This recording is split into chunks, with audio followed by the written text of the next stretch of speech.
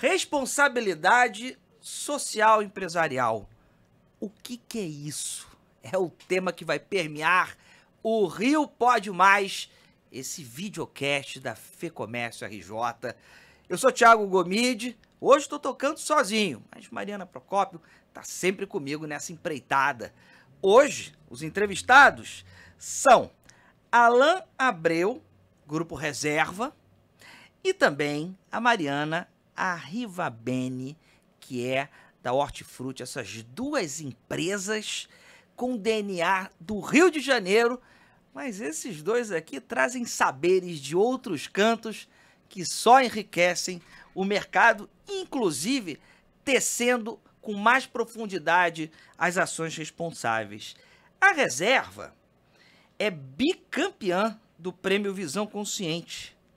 2022, com o projeto 1P igual a 5P, eu lembro disso perfeitamente, que era o seguinte: você comprava uma peça do Grupo Reserva, em especial Reserva, e eles davam 5 pratos de comida para pessoas que enfrentavam a situação de fome, né? No ano passado venceu com a Reserva Circular, ou seja, de 2023, que foca na sustentabilidade na moda. Alan, vou começar com você, perguntando, querendo entender ainda mais a responsabilidade do Grupo Reserva quando se trata em sustentabilidade, em refletir sobre ações sociais. Legal. Bom, excelente pergunta para a gente começar. Eu acho que quando a gente fala especificamente de fome, insegurança alimentar, para a gente acaba sendo uma questão um pouco distante do nosso negócio, né? A gente é uma empresa de varejo de moda.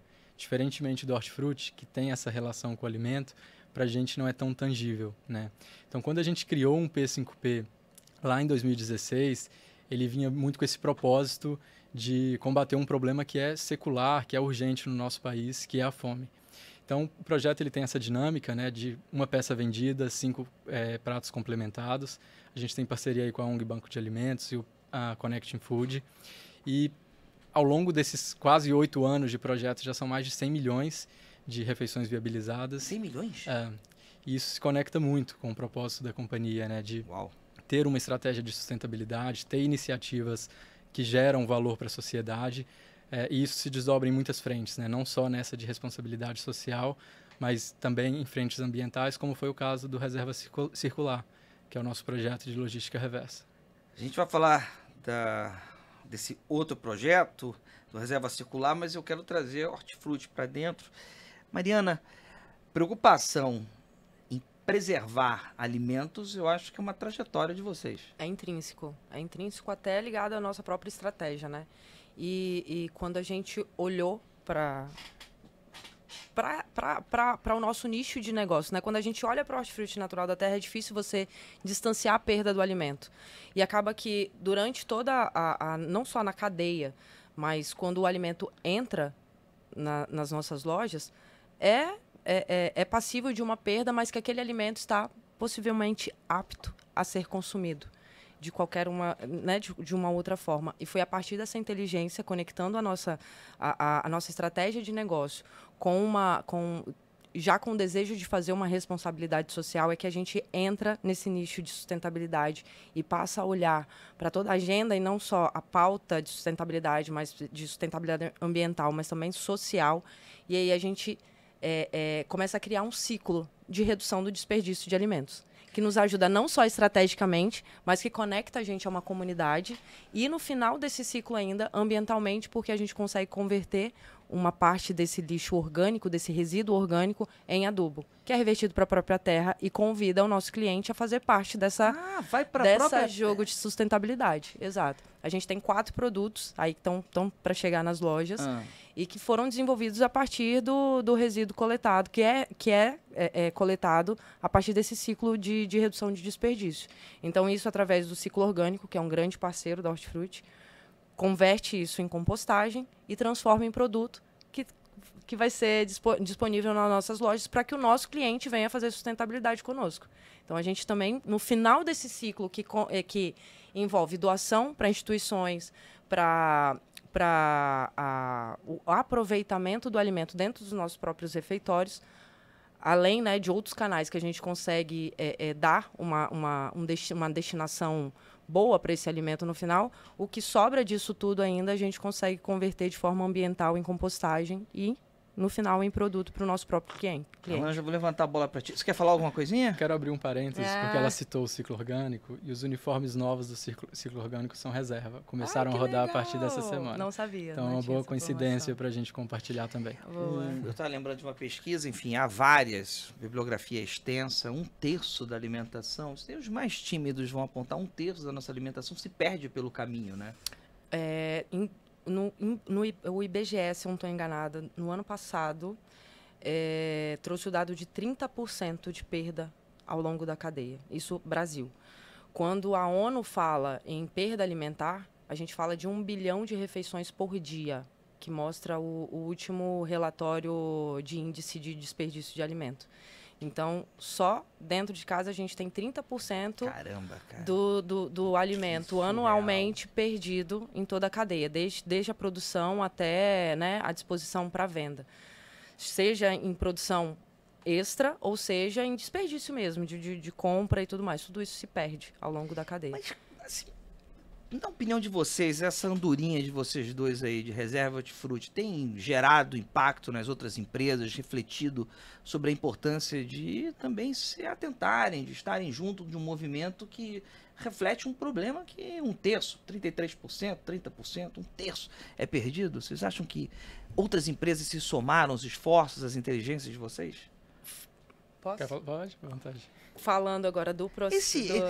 É isso daqui que é o galanteio mineiro, né? Fale. Obrigada, Alan. Mas partindo dessa estratégia com o ciclo orgânico, por exemplo, que hoje ele é um parceiro exclusivo da Hortifruti, a gente sim já teve parceiros concorrentes nos procurando para poder entender toda a dinâmica do ciclo de redução de desperdício e tentando conectar os outros aplicativos que a gente tem, né? Porque dentro dessa cadeia ainda a gente consegue rentabilizar para gerar o próprio ciclo de redução de desperdício. Então o Food to Save ele vem nos ajudando muito em conectar também o nosso cliente, em trazer o nosso cliente para conversar sustentabilidade conosco. Então por vezes você abre um nicho de possibilidades ali para o cliente que se conecta com a pauta de sustentabilidade, mas que não vê isso talvez em um outro mercado. E que acaba se conectando ao Hortifruti por causa dessa possibilidade do Food to Save, né? Que é das ações que a gente faz dentro desse ciclo de redução. Uma galera deve bater então na porta da reserva também para poder entender. Sim. A gente, desde que começou com o projeto, na verdade, outras 3 empresas começaram projetos semelhantes em parceria com a ONG Banco de Alimentos, inspiradas pelo 1P5P. Então, a gente acredita muito não só no projeto em si, mas no papel de transformação que ele tem, né? De agregar outros agentes, outras empresas, pessoas nesse movimento aí de combate à fome. Vocês começaram isso, se não me engano, em 2016, isso. Né? 2017? 2016? 16. Eu lembro desse comecinho. Bem, de 2016, muita água passou por debaixo da ponte de vocês. Sim.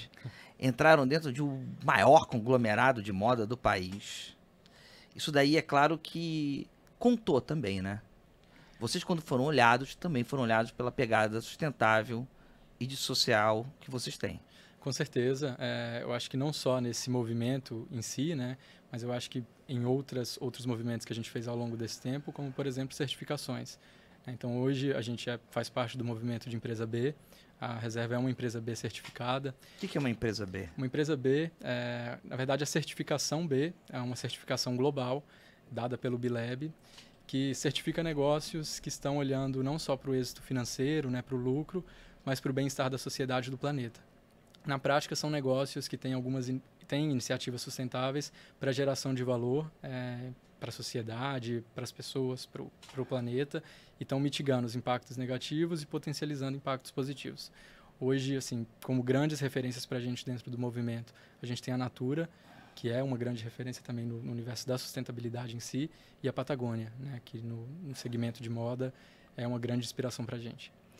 Quando falei que a Alan tinha aquele galanteio mineiro, e no começo falei sobre a inteligência que eles traziam de outros cantos, para poder costurar ainda mais profundamente a relação de social, de responsabilidade sustentável com as marcas que têm esse DNA carioca, é porque Alan vem do interior de Minas Gerais, e a Mariana vem do interior do Espírito Santo, ou seja, temos aqui duas figuras como eu do interior e que vieram para o Rio de Janeiro.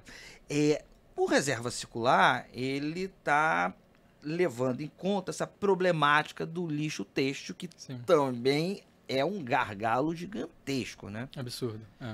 Diferentemente de um P5P, né, que a gente tem essa dificuldade de associar aí com um tema material nosso, né, o resíduo têxtil é um problema real da indústria, né? Então, a gente acompanhou recentemente imagens de cemitério de roupas no deserto do Atacama, né? Tem um dado alarmante de um relatório da Fundação Ellen MacArthur, que é uma das principais fundações do mundo em relação à economia circular, que indica que a cada segundo no mundo um caminhão de resíduo têxtil é incinerado ou descartado em aterro sanitário.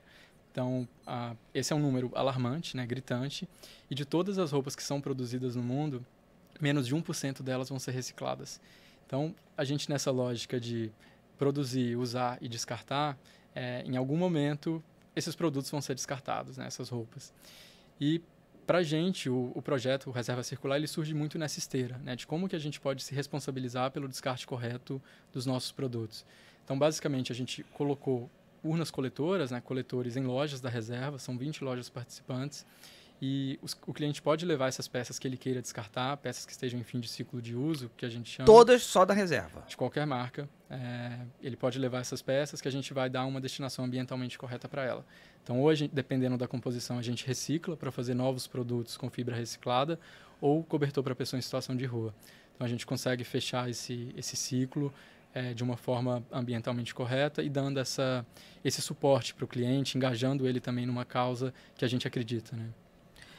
Enfim, existe uma disposição, inclusive legislativa, para isso, mas nem todo mundo se atenta ao fato. Senão, né? Não existiria um cemitério de roupas no Atacama. E quando você fala do deserto de roupas do Atacama, isso daí é muito importante. É porque realmente é um enorme, assim, é gigantesco. As fotos na internet mostram isso, que vem de diferentes cantos do mundo e são aquelas roupas que você não utiliza, mas joga em algum canto e que tem que ter uma disposição, e isso está causando um dos maiores problemas ambientais no mundo. NRF, para a gente depois caminhar para o futuro envolvendo alimentos, envolvendo moda, mas a gente não tem como falar de uma premiação que podemos colocar aqui, que alterou também os rumos de vocês, né? Como é que foi Nova York? Uma experiência maravilhosa, né? Mas, além de estar em Nova York, eu acho que o conhecimento que a gente adquiriu durante a feira foi muito enriquecedor. Não só para entender a pauta ESG como uma coisa que veio para ficar, né? E que vai perdurar ali e que vai ditar os negócios, mas de ouvir aquelas personalidades falando sobre sustentabilidade, né? Nas versões anteriores da feira, que eu acompanhei, não lá, né, mas de pesquisas, a gente não via se falar tanto de sustentabilidade. E quando a gente chegou lá, a maior parte da abordagem, não só da própria feira, de produtos, né, de produtos e tecnologias voltados com um olhar para a sustentabilidade, bolsas ecológicas, uma variedade de tecnologias voltadas também para a redução do desperdício de alimentos, né, para o controle do varejista, por exemplo, na banca de alimentos e tudo, mas de entender também que, por vezes, num contexto prático, a gente está um pouquinho à frente deles. Por exemplo, nessa questão da redução do desperdício de alimentos. A gente também teve a oportunidade de conversar com a Ellen, que era CEO de um dos supermercados lá no jantar da FEComércio. E quando a gente começou a contar essa história para ela de como as nossas ações funcionavam dentro da empresa, a primeira fala dela para mim vocês estão muito à frente da gente, a gente aqui nem pensa nisso. Então, foi uma oportunidade, né, da gente conhecer as tecnologias, da gente conhecer, por exemplo, personalidades como o CEO da PepsiCo falando sobre sustentabilidade, trazendo a pauta para conversar. O CEO da Walmart, que era um dos responsáveis pela feira também, falando de sustentabilidade. mas o direcionamento que a SD está tendo no negócio, que foi o que me despertou mais a atenção. O discurso é muito legal. É por isso que eu tô falando, numa visão, não tô falando dessas de empresas, mas o discurso ele é sempre muito bacana. Sim. Mas a mão na massa existe um caminho, né? Exatamente, mas é por isso que eu estou falando na visão prática, a gente percebeu que a gente está muito à frente do discurso que eles trouxeram para a feira. Então, quando a gente viu as tecnologias, tudo que a feira proporcionou de visual, do que está pronto ali para a gente consumir enquanto varejista e trazer aquelas tecnologias para dentro de casa, a gente viu muito discurso que não é colocado em prática. E é por isso que eu trago aqui. Na prática, a gente entendeu, pelo menos eu, enquanto hortifruti natural da terra, eu entendi que no meu discurso de redução de desperdício, a gente está muito à frente deles. Até na própria dinâmica da cidade, né? A gente vê muito lixo sendo dispersado em qualquer lugar, muito reciclado. A gente entra em lojas que são padrões de sustentabilidade, que tudo lá tem um nicho de sustentabilidade, mas até aquelas que a gente viu alguma programação, né? Tudo embalado em plástico. Tudo embalado em plástico. A gente viu produtos que, por exemplo, tinha certificação da madeira, mas não tinha do couro, sim, né? Então, tudo isso serviu pra gente dar aquele start e falar assim, acho que a gente está um passinho à frente em muito discurso dessa galera aqui, entendeu? E Nova York é um bom exemplo para entender que há muito discurso e às vezes a prática nem sempre é. A gente fica acreditando que no exterior tem as grandes experiências. Exato. E está muito mais próximo do que a gente imagina. Como é que foi a troca em uma das maiores feiras do mundo, se não talvez a mais importante de varejo? Pegando um gancho no que a Mari trouxe, né, e sem tirar também o chapéu da sustentabilidade, acho que o tema ele tem crescido, né, dentro da feira, mas é um evento que ainda flerta pouco com a agenda, né, de sustentabilidade. A gente garimpou todas as palestras que tinha sobre sustentabilidade e ativações nesse sentido, e não são muitas, assim, né? A gente conseguiu acompanhar todas com tranquilidade. Mas para o propósito, né, da feira, eu acho que ele é mais do que cumprido, assim, né? De carregar esse título, de ser a maior feira. É um ecossistema de muita inovação, muita tecnologia, muita solução para o varejo de diferentes setores, né? Então eu acho que super atende. E eu me pego me apropriando ainda no trabalho de muitas referências que a gente vê lá, né? Então, acho que é um conteúdo que permanece vivo dentro da gente durante muito tempo. A gente, inclusive, está rodando agora um workshop na reserva sobre atributo de sustentabilidade na moda.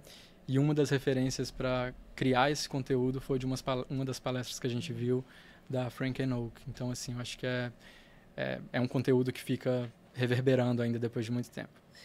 Olha, você pode ter todas as informações sobre as inscrições para o prêmio no site da FEComércio RJ. É isso que está aparecendo na tela, também está aqui na legenda.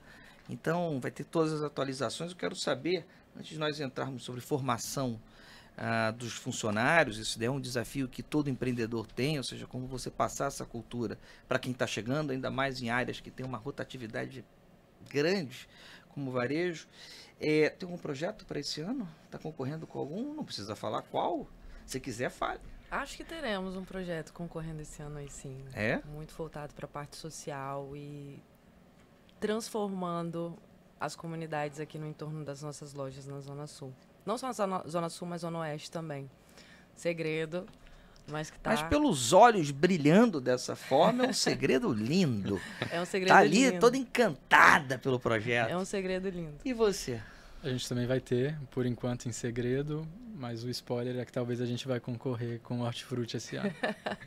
Diretamente. Amigos e rivais aqui na mesa. É isso. Bem, então passamos para... Mas é pro bem, é uma rivalidade Exato, do bem. É positivo, é isso. Gente, eu comento isso, e não é demagogia. Quando você participa de um projeto, participa de um prêmio, o prêmio mais importante, sem dúvida nenhuma, do país, você rever as suas práticas, você tá ali ao lado não de concorrentes, e sim de empresas e pessoas que estão fazendo uma diferença. Você aprende quando você preenche aquela sequência de etapas do prêmio. E a Nova York, é claro que é um brinde, é uma beleza, mas todas as etapas, elas ensinam muito. Workshop que você está fazendo, imagino que formar também os funcionários para que eles reflitam sobre as responsabilidades sociais da empresa Deve ser um desafio, né? É bem desafiador, né? Mas é um movimento necessário, assim, né? É um movimento que a gente faz em conjunto com todos os stakeholders, trazendo esse engajamento de não só do colaborador, mas também do cliente, né? Porque eu acho que muitas das ações dependem dessa chancela, né? De diferentes atores para que elas tenham sucesso. O reserva circular, por exemplo, ele só existe se o cliente levar a peça até a loja para fazer esse descarte correto do produto, né? O P5P, por exemplo, ele existe se a gente fizer a venda, né? Então é um projeto também meio que condicionado. Mas a gente entende, né, que a estratégia de sustentabilidade ela precisa ser transversal. Então os meus departamentos eles precisam estar alinhados com esse propósito, né? Eu preciso estar engajando, incentivando para que os objetivos que são comuns à companhia sejam atingidos. É desafiador, mas é parte do processo, né? E você? Como é que é essa capacitação dos funcionários para refletirem sobre as suas pegadas? Eu trato a cultura, essa formação de cultura da empresa como uma das coisas mais difíceis para você iniciar a sustentabilidade. E foi esse o meu principal trabalho no Hortifruti. Porque diferente do Alan, né, que vem essa construção desde 2016, a gente começou a construir sustentabilidade no Hortifruti tem 2 anos. Então, hoje a gente não consegue falar ainda em certificações, por exemplo, porque a gente está falando em ações, em construção, né, de ações e projetos para que a gente consiga viabilizar as nossas certificações futuras. Mas o enfrentamento que a gente, né, enquanto empresa, teve para poder formar essa cultura de entrar nas áreas e de trazer essa agenda transversal que se comunica com todas as áreas, né, e que pode trazer impactos positivos, não só para o negócio, mas para a redução, né, de custos da área e da empresa, foi difícil nessa pegada, porque sustentabilidade ainda é vista como, infelizmente, como só o plantar árvore também, ou só um custo para a empresa. Opa, então, entramos em um processo complicado agora. Exato. Talvez uma polêmica, né? Sim. Mas a gente não consegue falar de sustentabilidade no varejo, por exemplo, se a gente não olhar o foco do que aquilo pode ter para o negócio. Então, a gente precisa olhar como uma agenda transversal, como entrar, por exemplo, numa operação da Hortifruti e entender o que pode ser reduzido. E o que pode ser reduzido numa operação, por exemplo, o plástico. Só que esse plástico ele vai ter uma relação com o ambiente, mas também tem uma relação com o custo. Hoje, a companhia, para eu conseguir devolver essa pauta para a parte ambiental, para eu conseguir reduzir o plástico e levar esse discurso de redução do plástico, eu preciso mostrar, infelizmente, os números de redução de custo. Então, é polêmico. É uma balança. É difícil. Mas que a gente precisa sair, às vezes, do discurso acadêmico de achar que tudo se resolve a partir da academia, porque, na prática, quando a gente traz isso para dentro da empresa, a gente não consegue movimentar se a gente não mostrar o que aquilo venha se encaixar dentro do orçamento final. Infelizmente. Aí tá um ponto importante para todos os empresários, que estão vendo a gente, que às vezes reflete e fala, peraí, beleza, vou investir em sustentabilidade, vou investir em responsabilidade social, mas isso vai aumentar o valor final para o meu consumidor. Se ele não estiver disposto a isso, eu estou quebrado. Bom, então ele tem que entender o valor, que é você ir até a Hortifruti, até você ir ao Grupo Reserva, porque você está consumindo um produto que, para mim, Thiago, é caro, vale a pena. Porque caro não no sentido financeiro, mas é caro porque reflete sobre questões que a mim são questões fundamentais. Mas eu sei que nem todo mundo pensa dessa maneira. E aí, como é que essa matemática funciona? É complexo, né? A gente tem acho que etapa de letramento em todos os temas que dizem respeito à sustentabilidade são muito importantes, mas eu acho que a mensagem principal, né, não só desse letramento, mas desse pensamento por trás de estimular a sustentabilidade nos negócios é fazer o que é possível. Né? Você pode entender isso, ter diagnósticos, mapeamentos do que você pode fazer, por onde começar, mas pela lente da sustentabilidade, o que custa caro é a inércia. Né? Então, se você está parado, não está agindo, isso vai te custar muito mais caro, seja agora ou futuramente. Né? Então, e o cliente paga? O cliente... Tem pesquisas que indicam isso, né? Que ele paga mais caro, tem uma tendência de comprar de empresas que tenham essa prática mais sustentável. Hoje, a gente lida, de uma forma geral, com um cliente que é muito mais hiperconectado, né? Então, tem acesso muito fácil a redes. A sociedade, de uma certa forma, se mostra mais vigilante e, enfim, ativista em relação a diversos temas sociais e ambientais. Eu acho que para a gente é crucial, assim, para se manter de pé, né, como um negócio adequado aos novos tempos, né, às novas demandas, a gente precisa reagir a todos esses estímulos. Fugindo do empírico, fugindo do acadêmico, indo para o empírico, eu dei aula para garotos muito jovens para mim, né, de 15, 18 anos, às vezes na faculdade, uma molecada que estava ali com seus 22, e eu sempre provocava muito. Falava, não, você está com esse discurso, mas a tua camisa é de tal lugar. A pessoa, ela automaticamente falava, não, mas a minha calça não é. A minha calça, ela tem responsabilidade porque a empresa tem tal. Você vai vendo que uma garotada, ela tá vindo com um outro mindset. Ela tá vindo com outro tipo de consumo. As pesquisas já induzem, já mostram, já trazem essa realidade. Mas a gente vê no campo, no dia a dia, que não é uma comida qualquer. Você quer comer aquilo que você sabe de onde veio. Exatamente. É por isso que a Hortifruti já tem esse trabalho, pegando pelo ponto da rastreabilidade, de saber de onde se vem o alimento. A gente tem uma conexão muito forte com o nosso produtor, principalmente o nosso produtor orgânico, por exemplo. A gente sempre foi uma cultura da Hortifruti ir até o produtor, de conhecer o produtor ali, ó, de sentar e comer com ele, comer da produção dele. E é uma coisa que eu faço muito na prática, através de um programa que a gente tem chamado Janelas do Campo, que é voltado para contar essa história. Janelas do Campo, exato, que legal!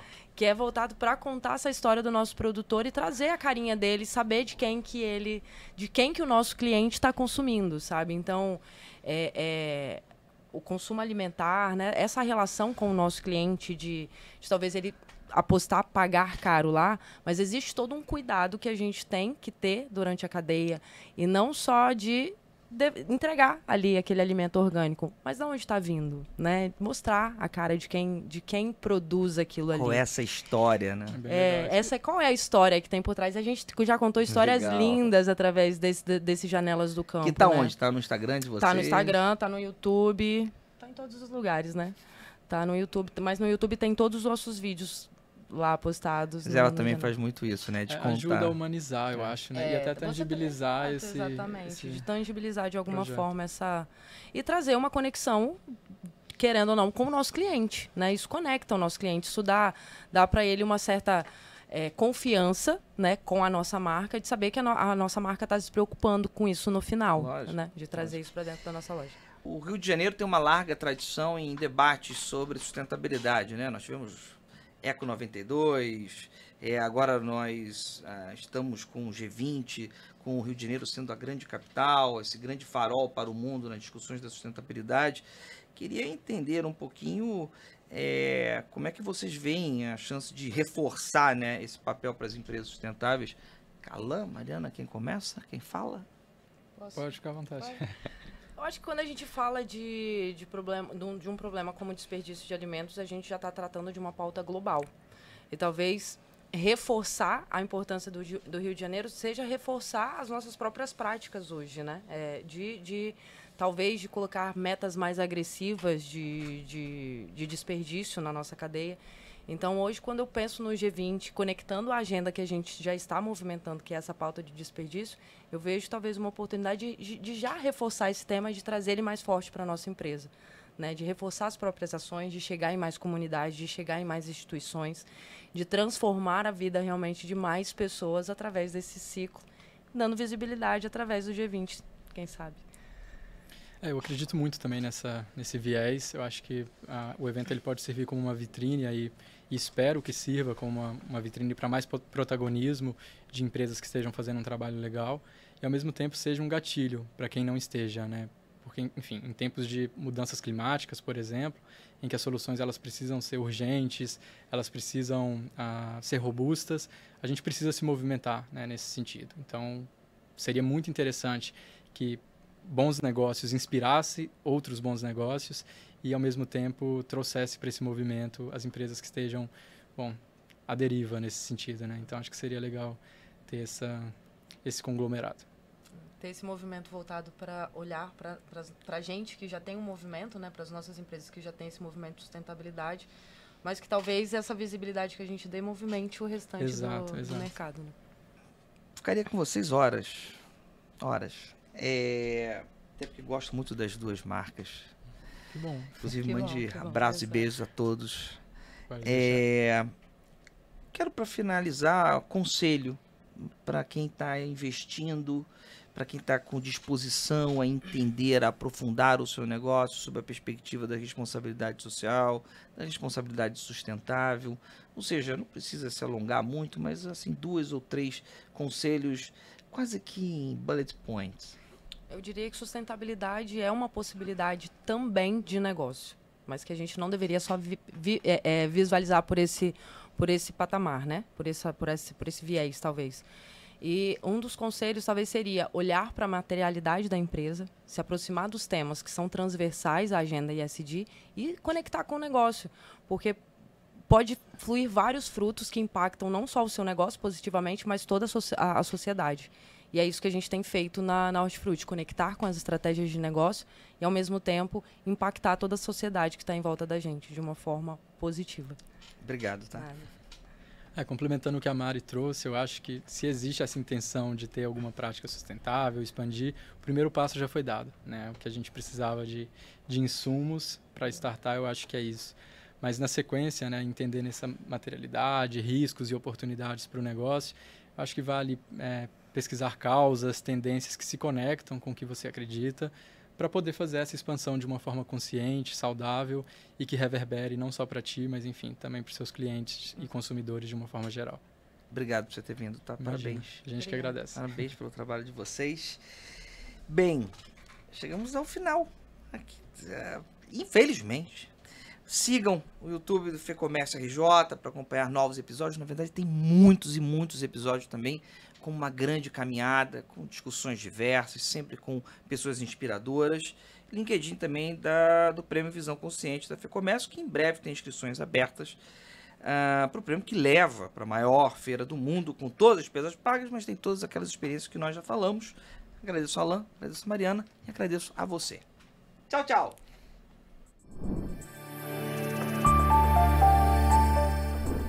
A história de hoje é Company. Como eu adorava essa loja, mas patrocinei muito, usava muito aquele Nauru ali, o short da minha adolescência. Uau, pegou pesado. Peguei pesado. Certo. E a mochila? A mochila, todo ano tinha uma nova mochila. E o estojo? O estojo. E aqueles, eles não tinham um símbolo, uma menina e um menino? E também tinha aquele C clássico de Company, que nasce na década de 1970 na Tijuca. Na Tijuca? Nasce na Tijuca. A fábrica famosa fica no Jacaré. É uma clássica marca carioca que vai exportar para tudo que é canto. Ela chegou a ter em outros estados? Ela chegou a ser vendida em outros estados, em multilojas, enfim, as pessoas vinham para o Rio para poder comprar. Era um símbolo. Foi referência, sim. Foi referência e eram aquelas primeiras lojas de venda de produtos de surf também. Então você tinha a mochila emborrachada, alguns levavam para a praia. A Company era uma sensação. Era uma loja descolada, né? Era uma loja assim. descolada e não só isso, ela acaba se tornando também uma grande vendedora. Ela se torna uma grande vendedora de produtos para a garotada, década de 70, 80, e aí na década de 90 ela tropeça na pedra, não acompanha, e são vários os motivos, e vai ter, de fato, a falência. Agora, a Company está marcada no coração de todo mundo que viveu décadas de 70 e 80, e até mesmo boa parte da década de 90, e hoje em dia você encontra produtos da Company vendidos caríssimos por causa da nostalgia. Poxa, podia ter guardado aquele Nauru. E você, qual é a loja que está na sua memória afetiva? Manda pra gente, Thiago Gomide te conta.